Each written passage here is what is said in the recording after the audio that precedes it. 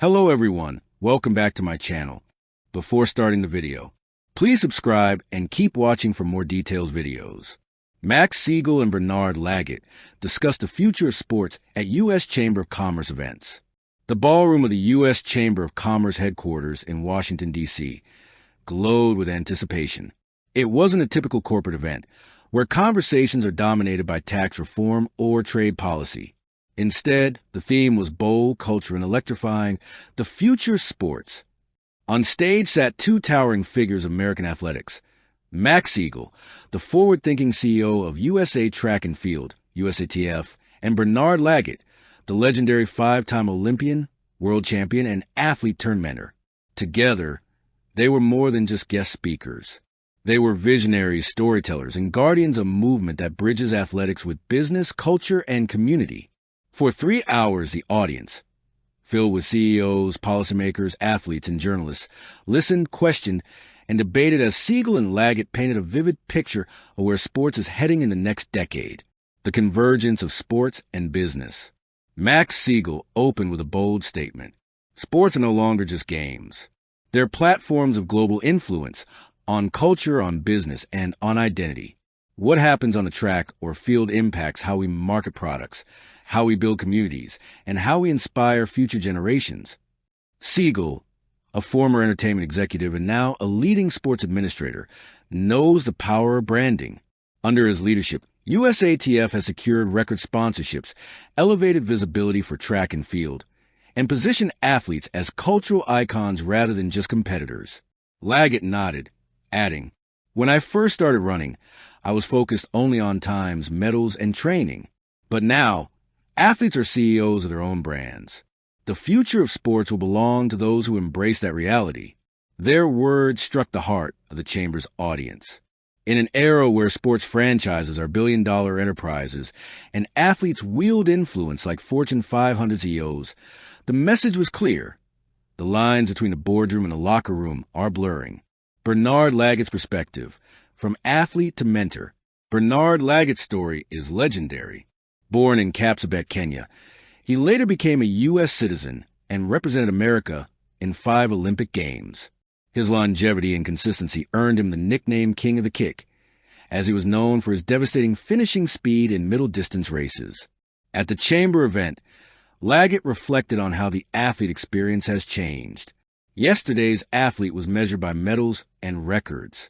Today's athlete is measured by impact, visibility, and community engagement. Tomorrow's athlete will need to balance competition, advocacy, and entrepreneurship. Lagat told a story about mentoring young runners. They ask me, how do I get contract? How do I build a following? I tell them, yes, run fast, but also think smart. Sports is bigger than performance now. It's about how you connect with the world outside the track. The Chamber audience, many from Fortune 100 companies, nodded with recognition. They saw in Lagat's message the same principles they use in business: brand identity, customer engagement, and long-term strategy. Max Siegel on diversity, inclusion, and representation. Max Siegel shifted the conversation toward equity in sports. Sports must be accessible to everyone, regardless of race, gender, background, or zip code. The future isn't just about producing champions. It's about making sure every kid who wants to play can play. Siegel highlighted USATF's outreach programs in underserved communities, investments in youth track, and partnerships with schools to make athletics more inclusive. He tied this to business. Companies that invest in diverse sport initiatives don't just produce athletes. They build stronger communities and win consumer loyalty. One CEO in the audience whispered to another, "That's ESG. Sports is a force for good." Technology and the digital age. Bernard Lagat leaned into another pressing topic: technology. When I was racing, it was about the stopwatch. Now it's about data. Wearables track every heartbeat, every stride, every recovery. Athletes have access to more information than ever before. Siegel expanded. Sports technology is a booming industry. From AI-driven coaching tools to VR fan experiences, the next decade will redefine how athletes train and how fans engage. They discussed AI coaching, helping athletes analyze performance in real time, blockchain ticketing, reducing fraud in sports event tickets. Social media platforms, giving athletes direct connections with millions of fans. Streaming services, reshaping how sports are consumed, moving away from traditional TV. The athlete as entrepreneur. Lagat turned the spotlight on the modern athlete as a business entity. Look at LeBron James. Look at Serena Williams. They're not just athletes. They're entrepreneurs, investors, philanthropists. That's the model. Siegel agreed, noting that USATF is teaching athletes how to manage finances, build personal brands, and pursue opportunities beyond the track. He stressed that athletes shouldn't just depend on endorsements. They should learn about startups, media rights, and equity partnerships. One anecdote captured the room. Siegel recalled an athlete who used her sponsorship money to open a small business in her community. That, Siegel said, is the new power of sports. Athletes aren't waiting for opportunities. They're creating them. The globalization of sports. Sport has always been international. But Siegel and Lagat pointed out how the globalization of business and sports are now fully intertwined. Broadcasting deals make American sports accessible worldwide. International training camps bring athletes together across cultures. Global sponsorships mean brands aren't tied to one country. They market to the world.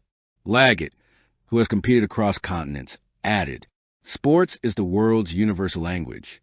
A kid in Nairobi, a kid in Tokyo, a kid in New York, they all dream the same dream. Our responsibility is to make sure those dreams have a pathway, youth education and the next generation." Siegel and Lagat both emphasize the importance of youth programs. Siegel, "If we want sports to thrive, we must invest in the pipeline. We must connect schools, communities, and federations so kids can grow not just as athletes, but as leaders." Lagat added with a smile, "When a kid runs his first 100 meters and feels that thrill, that's where it starts. But what keeps it alive is mentorship, opportunity, and belief. Challenges ahead."